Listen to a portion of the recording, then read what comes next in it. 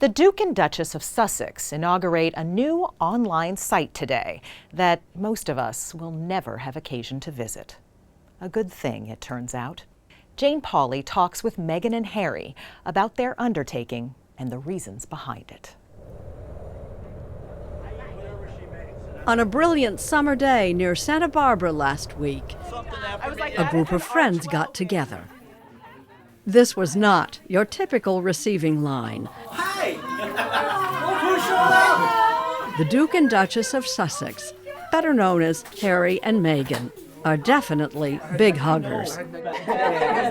It was a meeting of an exclusive club. Oh, it's good to meet you. And one that none of them wanted to join.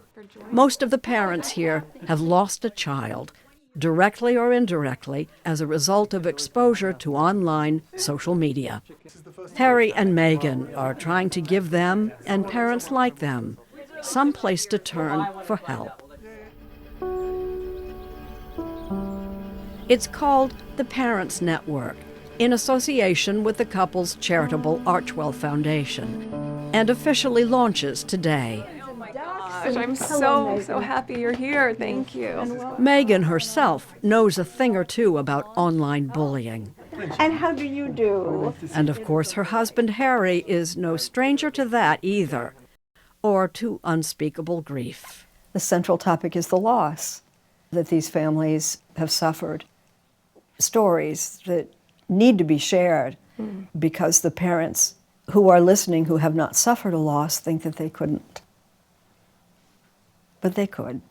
They certainly could. And that's, I think, one of the scariest things that we've learned over the course of the last 15, 17 years that social media's been around, and more so recently, is the fact that it could happen to absolutely anybody. I mean, we always talk about, in the olden days, if your kids were under your roof, you knew what they were up to. At least they were safe, right? And now they can be in the next door room on a tablet or on a phone and can be going down these rabbit holes, and before you know it, within 24 hours, they could be taking their life. Our kids are young. They're 3 and 5. They're amazing.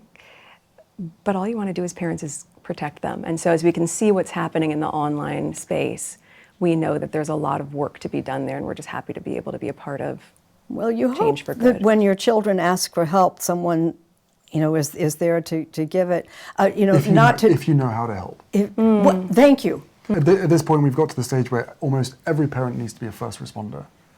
And even the best first responders in the world wouldn't be able to tell the signs of possible suicide. Like that is the terrifying piece of this.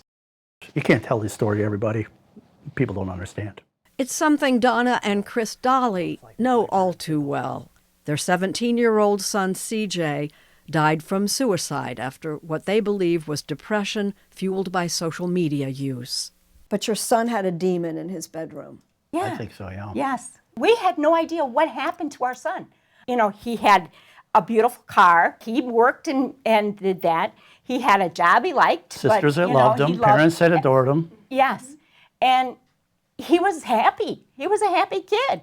And like so many parents in their place, the Dollys say a factor in their son's depression and death was his smartphone, a device designed to be so addictive that he couldn't put it down, not even in the minutes before he died. He still had it in his hand, the phone. That's how addicted he was. He couldn't even kill himself without posting about it first. And like the Dollys, it's often impossible for parents or anyone else to see that someone was so deep in despair that they'd consider taking their own life. Meghan Markle has been there, as she told Oprah Winfrey in 2021. Look, I was really ashamed to say it at the time, and ashamed to have to admit it to Harry especially, because I know how much loss he's suffered. But I knew that if I didn't say it, that I would do it. And I just didn't want to be alive anymore.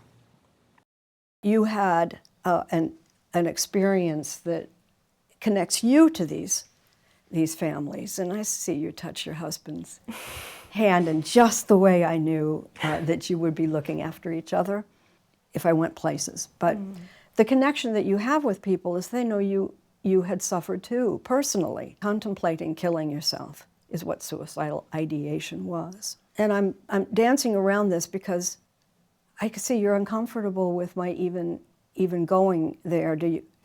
I understand why you are, though. I wasn't expecting it, but I understand why you are, because there is a through line, I think. And when you've been through any level of pain or trauma,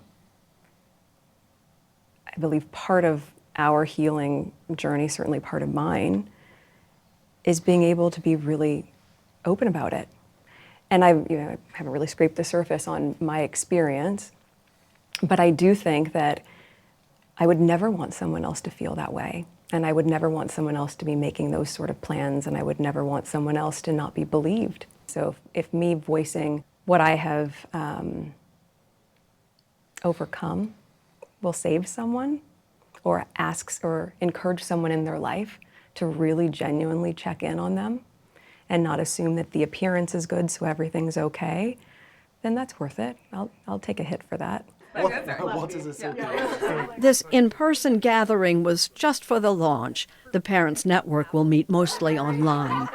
But group facilitator Leora Wolf-Prusan says the important thing is what the group will talk about. We're going to stop expecting you to be done with your grief in a year. We're going to stop telling you that we're tired of hearing the stories of internet harm. Like, we will say your kid's name over and over again because they existed and they mattered, and that we know that it wasn't your fault. That's it, right? It wasn't your fault. This happened to you, and now we as a community get to create something with you. Knowing that we're helping others, and even if that saves one kid and one family's heartache, that's enough. And these are some of the group's charter members. Taj and Celine Swanson Jensen, whose son Tanner died from an overdose of drugs, pushed online. England was the youngest of... She was the youngest, 14 years old. Brandy and Tony Roberts, who lost their daughter England to suicide after online bullying. And Perla Mendoza, whose son Eli died when a painkiller he bought online was actually a lethal dose of fentanyl. Thank you for being here, but I have to, ask, why would you do this? Why would you do this? The simple answer is so others don't have to live what we've lived and will continue to live. I don't expect anything from anyone. This is just a labor of love in honor of my son and all the other children that have lost their lives to fentanyl. This is for the mother who cannot get out of bed, for the dad that won't leave his house. I stand here for them too. I hope that one day when it's my turn to go home, I'll see my son and he'll tell me, "Good job, Mama." The idea here is that there is comfort and power in numbers, with the goal, as Harry himself once said, of turning pain into purpose. And the two of you, this is, it's a modest beginning. It's not an army of parents yet. No. But what are your ambitions? I think you have to start somewhere. I think the simplest thing that anyone watching this, or anyone who's able to make change, to look at it through the lens of, what if it was my daughter? What if it was my son? My son or my daughter who comes home, who are joyful, who I love, and one day, right under my roof, our entire lives change because of something that was completely out of our control. And if you look at it through the lens as a parent, there is no way to see that any other way than to try to find a solution.